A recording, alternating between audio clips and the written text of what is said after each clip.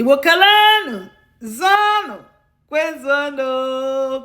Ịbụrụ onye nne na nna na-arụ ọrụ na obodo oyibo, ị nweghị ohere gị na ezinụlọ gị nọrọ ihe a na-eme maka ihi gị. Aha m Dr. Rosemary Anyanwụ, ahụ m nwafọ Igbo, abịakwa na US bi na di m na ụmụaka ma nnọọ. Ụmụnne m, ahụ m onye na-ahụ maka mkpụrụ ọgwụ. Anwana m afọ 13. N'ime afọ 13 ahụ, ụmụnne m, ahụrụ m ihe m na-arụ maka ndị ọzọ bụ maka mụnwa. Di m na ọrụ ya na-akpọgharị aga so mgbe ụfọdụ na-anọ n'ụlọ, mụ ada anọkwodo n'ụlọ, ana m arụ 10 hours mbịa ahụ graveyard nke a na-akpanyụrụ na ọrụ abalị, mbịa arụkwa ma agbakwa 1 hour ga-agba 1 hour bata, m na-alọta ma ụra na-atụ m ebe m na-anya moto mgbe nwa asidenti ruru 7 na m dị ndụ na-akụ ya na ọ maka ihi Chineke. Ụmụnne m, ka a na-ekwu ahụ agwụ m, ụmụaka m na-agwa m okwu enweghị ezumume, na-asị ụtụ nwa Amerịka kwesịrị isi adị kemgbe ụwa, ma ụmụ onye na-alaiki ịrụrụ mmadụ ọrụ.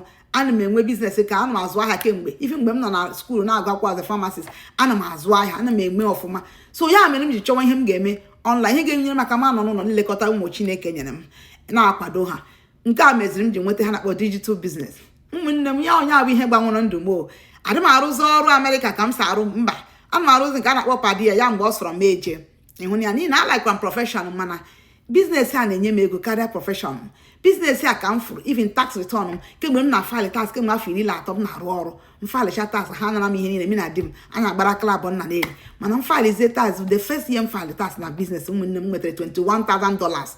Ị nụrụ ọfụma, $21,000 ụmụnne m. Nsị biznes a bịa ịma m etinye aha m, tinye email mgbe m hụrụ ad ha na Facebook, m wee tinye anya wee watcha webinar ha 20 minutes webinar free. Emechazisi nkwọ 140 na makwọ 140 na ụmụnne m agbapere m ihe ma afụ ihe na-eme ebe a na biznes ka ahụrụ ndị mmadụ na write off loan mortgage ha 30 years mortgage etetue na 3 years na ha kwụchala n'ihi gen a na-eme ezigbo ego na biznes. Uru dị ya, ị na-edikwa na experience iji bire biznes a. Ebe a ka m hụrụ ma ndị nọọsụ ma ihe ha kwụsị na arịtayazi mgbe ha na-agbara afọ 40, afọ 35 afụkwana ihe nke ụmụnne m na-eme 6 figures every month n'ụlọ ha o, mana ruo milestone nke a na-abịaza na-akwụ ha $7,000 every month until ha nwụọ.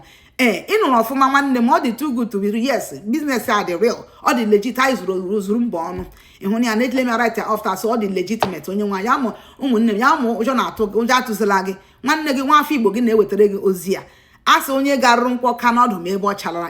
Ọ bụ eziokwu.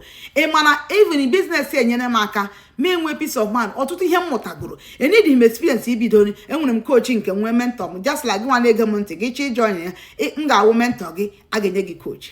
So ihe ahụ ebe m bịaziri na-enyere ndị other families aka, wee na-enyeziri ha aka na-eseti ọpụ. Ọ dị ka idu mmadụ n'ọrụ, ịkụziri mmadụ ahịa. Ọhịa anyị na-eme ebe a, ihe niile ị niri iji bido ahịa a ga-akụzichara gị ya.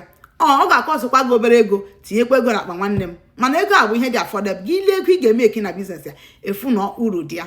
Ya bụ nwere ike ị na-ekpe ekpere kemgbe ma ha ihe ị ga-eme, mana nkịta onye nwaanyị wetara ego ya na doorstep go. Ọzọkwa gị ma ile ma ihe ga-adabara gị n'ezinụlọ gị.